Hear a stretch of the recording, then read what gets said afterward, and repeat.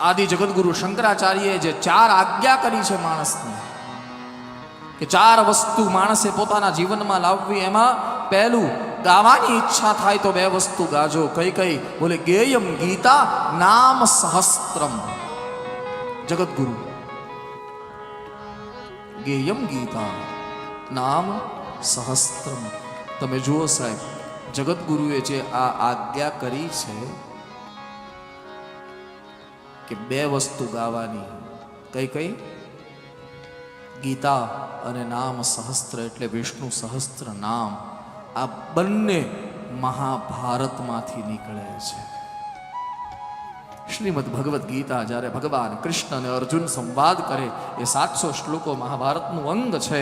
અને જ્યારે ધર્મરાજ યુધિષ્ઠિર અને દાદા ભીષ્મ ચર્ચા કરે, અને એમાંથી વિષ્ણુ સહસ્ત્ર નામ, વિષ્ણુ સહસ્ત્ર નામ, હા, બંને મહાભારતના અંગ છે. મહાભારત છે. ક્યારે શું બોલવું ને ક્યારે શું ન બોલવું, ક્યારે ક્યાં રહેવું ને ક્યારે ક્યાં ન રહેવું, મહાભારત શીખવે. હમણાં હું ગઈ કથામાં, કથા જે દિવસે વિરામ થયો ને સુખાલા, ત્યારે તમે ધ્યાન આપ્યું હોય તો એક દીકરી નાની છેલ્લે દિવસે બોલી. લગભગ એનું નામ હતું ધ્યાની, જો હું ભૂલતો ન હોય તો. લગભગ હશે 6-1 વર્ષની દીકરી, 6-7 વર્ષની દીકરી. એ આવીને પ્રવચન કર્યું, એને કથા પૂરી થઈ પછી. હા, અને એ દીકરી એક સૂત્ર બોલી, મને ગમ્યું. હા, જ્યાંથી સત્ય મળે લઈ લેવું જોઈએ. દીકરી 7 વર્ષની, બરાબર ને? હા, એક તો વરસાદ પડે અને વરસાદમાં એ દીકરી બોલતી હતી. હા, જોકે હું ભૂલી ગયો એ શું બોલી, પણ એણે મહાભારતનો ઉલ્લેખ કર્યો. અને મહાભારતનો ઉલ્લેખ કરતી વખતે એણે એક શબ્દ વાપર્યો હતો ધ્યાનીએ, કે ક્યાં ન જવું જોઈએ એ આપણને મહાભારત શીખવે છે. 7 વર્ષની દીકરી છે.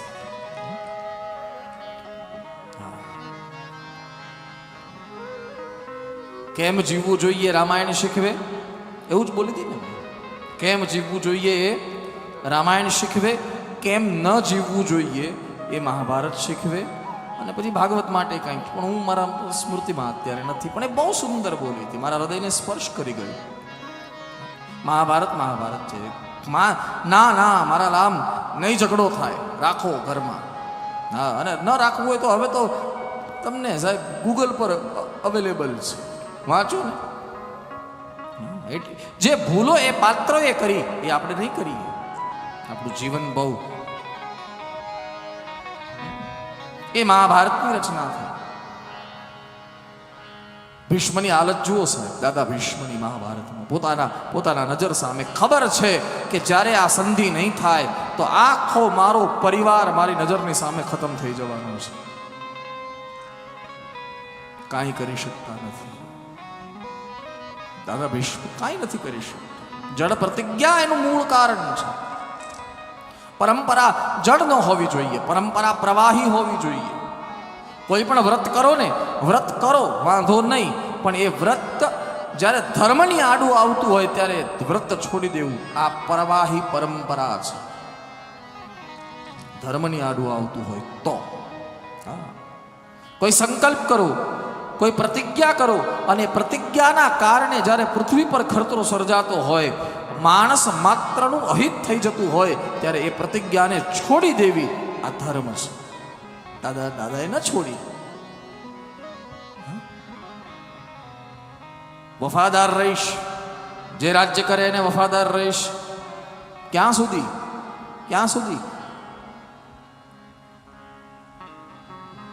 શું મહાભારતના યુદ્ધમાં ધૃતરાષ્ટ્ર પછી દુર્યોધન જો રાજા બનત તો ત્યાં પણ વફાદાર રહેવું પડત? પ્રતિજ્ઞા છે. રાજા કુબુદ્ધિ હોય ને મારા વાલા, પછી એ કુબુદ્ધિને તમે અટકાવો નહીં, એટલે કે એના પ્રધાનોને બધા જો એ કુબુદ્ધિને અટકાવે નહીં તો એ પ્રધાનો, એ રાજા અને એ પ્રજા, એ દેશના બધા અપરાધી છે. આપણે ત્યાં છે ને સાહેબ, કર્મ છે ને ઘણી બધી રીતે સ્પર્શ કરી જાય, ખબર પણ ન પડે આપણને કે ક્યાં કયું કર્મ સ્પર્શ કરી ગયું. એટલા માટે શ્રીમદ ભગવદ્ ગીતામાં ભગવાન કૃષ્ણએ એટલા માટે અર્જુનને એમ કીધું છે, ગહનો કર્મણા ગતિ. ગહન છે કર્મ, ક્યાં સ્પર્શ કરી જાય, કોનું કર્મ આપણને સ્પર્શ કરી જાય. લ્યો, તમે આજ સુધી એમ જ સાંભળ્યું છે ને કે પોતાના કર્મ પોતે ભોગવવાના. હે, મારા કર્મ મારે ભોગવવાના, તમારા કર્મ તમારે ભોગવ. આજ સુધી આમ જ સાંભળ્યું છે ને તમે. એક કર્મ એવું છે, એનું નામ છે છાયા કર્મ. જી હા, જી હા, સ્પર્શ કરી જાય. કાંઈ ન કર્યું હોય તો એ સ્પર્શ કરી જાય, પડછાયાની જેમ. કેમ બોલે, કોઈ વ્યક્તિ બહુ દારૂ પીતો હોય, બહુ દારૂ પીતો હોય. હું ગઈકાલે જ કોઈ સાથે ચર્ચા કરતો હતો, લગભગ જયેશભાઈ હતા. હા, કોઈ વ્યક્તિ બહુ દારૂ પીતો હોય અને 20 વર્ષ દારૂ પીવે, અને 20 વર્ષ દારૂ પીધા પછી એનું લીવર ખરાબ થઈ જાય, ઓપરેશન થઈ શકે નહીં, અને ડૉક્ટર એમ કહે કે હવે આ 2-4 મહિનાથી વધારે નહીં જીવે, અને માણસ પથારીમાં પડે, તો દારૂ કોણે પીધો? એ માણસે. પીડા કોને થઈ? એ માણસને. રોગ કોને થયો? એ માણસને. પણ કર્મ આખું ઘર ભોગવશે, તમે જોજો. પતિ, એના પત્ની, છોકરા, બધા. કેમ બોલે, જ્યારે ના પાડવાની હતી ત્યારે તમે એને ના ન પાડી, એટલા માટે તમે લિપ્ત થયા છો કર્મમાં. બહુ સૂક્ષ્મ છે મારા વાલા, બહુ સૂક્ષ્મ છે.